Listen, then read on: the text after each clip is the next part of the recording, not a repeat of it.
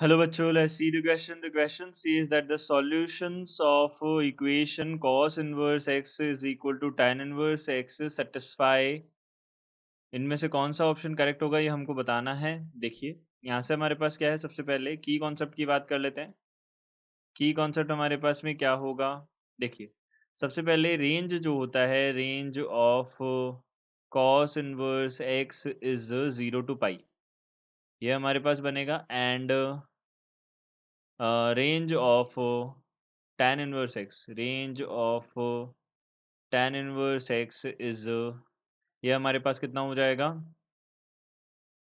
-π/2 to +π/2 हो जाएगा, ये हो जाएगा। अब देखिए यहाँ से हमारे पास में ये दोनों इक्वल गिवन है हमको। कॉस इनवर्स एक्स, ये जो गिवन है ये किसके इक्वल गिवन है, tan इनवर्स एक्स के इक्वल गिवन है। अब हमें पता है कॉस इनवर्स एक्स जो है वो हमारे पास में 0 to पाई तक वैल्यू देता है, tan इनवर्स एक्स हमारे पास में कितना वैल्यू देता है, -π/2 +π/2 देता है।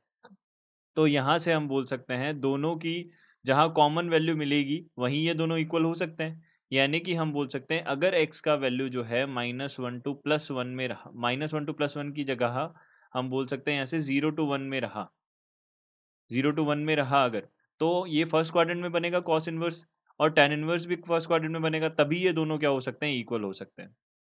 तब ये हमारे पास इक्वल हो सकते हैं। तो ये हमारे पास में क्या हो जाएगा, इसका कंस्टेंट हो जाएगा, यानी कि हमको x का वैल्यू 0 to 1 ही रखना पड़ेगा, क्योंकि हम x की जगह पे इन्फिनिटी तो रख नहीं सकते, 0 to ∞ तो लेके जा नहीं सकते, क्योंकि कॉस इनवर्स का वैल्यू उतना नहीं जाता, x का वैल्यू उतना नहीं जाता कॉस इनवर्स x में। कॉस इनवर्स x में -1 to 1 ही जाता है x का वैल्यू। तो ये है हमारे पास में। अब हमने क्या किया यहाँ से, देखिए सबसे पहले इसको tan इनवर्स में कन्वर्ट किया। तो हमने क्या किया, ट्राइंगल बनाया। हमने इसको एक बार के लिए क्या बोल दिया, देखिए कॉस इनवर्स एक्स जो है उसको एक बार के लिए थीटा बोल दिया। तो यहाँ से cos theta is equal to कितना आ जाएगा, एक्स आ जाएगा। हम हमको क्या चाहिए, हमको टेन थीटा चाहिए। ये थीटा बना दिया, ये हमारे पास कितना हो जाएगा, ये एक्स हो गया, ये वन हो गया, तो ये रूट अंडर कितना हो गया, 1 - x² हो गया। यहाँ से हमने बोला टेन थीटा जो है वो किसके इक्वल आ जाएगा, ये आ जाएगा हमारे पास root under 1 - x² upon x आ जाएगा। तो हमने यहाँ पे ये वैल्यू रख दिया, तो 1 - x² अपॉन एक्स आ गया टेन थीटा। तो यहाँ से कितना आ गया हमारे पास में, ये आ गया tan इनवर्स। अब यहाँ पे हमने tan इनवर्स लिख दिया, tan इनवर्स में ही बनेगा ये वाला वैल्यू, तो ये tan इनवर्स में आ गया, ये बन गया हमारे पास, ये tan इनवर्स में आ गया। अब देखिए tan इनवर्स x आ गया। अब यहाँ से हमने tan इनवर्स से tan इनवर्स हटाया, तो यहाँ से कितना हो जाएगा, root under 1 - x² upon x is equal to कितना आ गया, x आ गया। हमने क्या किया, x को उधर की तरफ भेजा और पर स्क्वायर किया, तो कितना बनेगा, 1 - x² is equal to x⁴ बनेगा। यहाँ से हमने बोला x⁴ plus x² -1 is equal to 0 होगा। यहाँ पे x² में ये क्वाड्रेटिक इक्वेशन बनाई जा सकती है। तो ये x² -1 इज इक्वल टू 0, तो x² इज इक्वल टू कितना हो जाएगा, -b plus minus root under, यहाँ से b² -4ac होगा। अब b² कितना है हमारे पास, 1 है, 1 का स्क्वायर माइनस माइनस प्लस हो जाएगा 4ac डिवाइडेड बाई यहाँ से कितना हो जाएगा, 2a हो जाएगा। यहाँ से हमने बोला x² का वैल्यू कितना आएगा, x² का वैल्यू आएगा √5।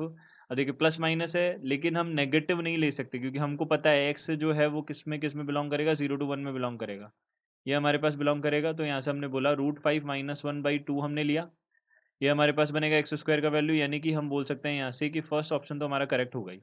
अब हम आगे के ऑप्शंस के बारे में बात कर लेते हैं। तो देखिए यहाँ से हमारे पास क्या है, साइन ऑफ कॉस इनवर्स, ये वाला भी चेक कर लेते हैं। ये तो हमारे पास ऑब्वियसली गलत हो जाएगा। इसको चेक किया सी को, तो सी को चेक किया तो कितना बनेगा, यहाँ से साइन ऑफ यहाँ से कितना हो जाएगा, sine of cos inverse x है, तो कॉस इनवर्स एक्स है, तो sine of cos inverse x है, इसका वैल्यू हमने चेक किया। तो यहाँ पे हमको पता है साइन में अगर इसको कन्वर्ट करेंगे तो साइन इनवर्स यहाँ पे रूट अंडर 1 - x² होगा।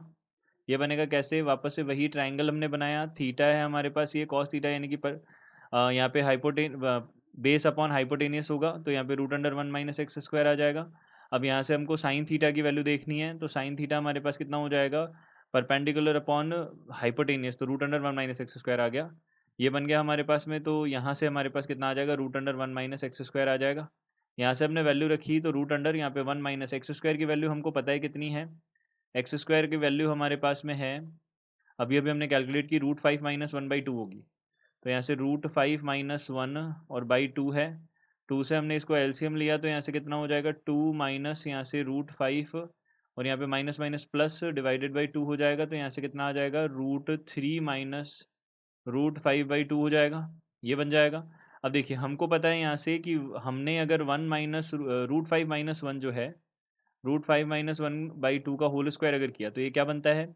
ये हमारे पास बनता है 5 plus 1 minus 2 root 5 divided by कितना होता है? 2 होता है, बाई 4 होता है ये 4 हो जाएगा। तो यहाँ से हमने देखा इसको, तो ये बन गया 6 माइनस 2 रूट 5 डिवाइडेड बाई 4, यानी कि 3 माइनस रूट 5 बाई 2 बनेगा, यानी ये बन गया। तो हमने यहाँ पे देखा कि हम इसको क्या लिख सकते हैं, रूट अंडर, यहाँ से हम इसको लिख सकते हैं root under root 5 minus 1 by 2 का होल स्क्वायर लिख सकते हैं। तो यहाँ से कितना बन जाएगा हमारे पास, ये बन जाएगा रूट 5 माइनस 1 बाई 2 बन जाएगा, ये बन गया। तो यानी कि हम यहाँ से बोल सकते हैं कि हमारा जो थर्ड ऑप्शन है वो भी करेक्ट हो जाएगा। अब हम फोर्थ ऑप्शन को भी देख लेते हैं। फोर्थ ऑप्शन हमारे पास क्या है, tan ऑफ कॉस इनवर्स है। तो अगर इसका वैल्यू ये है तो इसका तो वैल्यू हो नहीं सकता, क्योंकि यहाँ पे बाहर साइन है और टेन है, तो साइन और टेन पे दोनों पे सेम वैल्यू तो मिलेगा नहीं।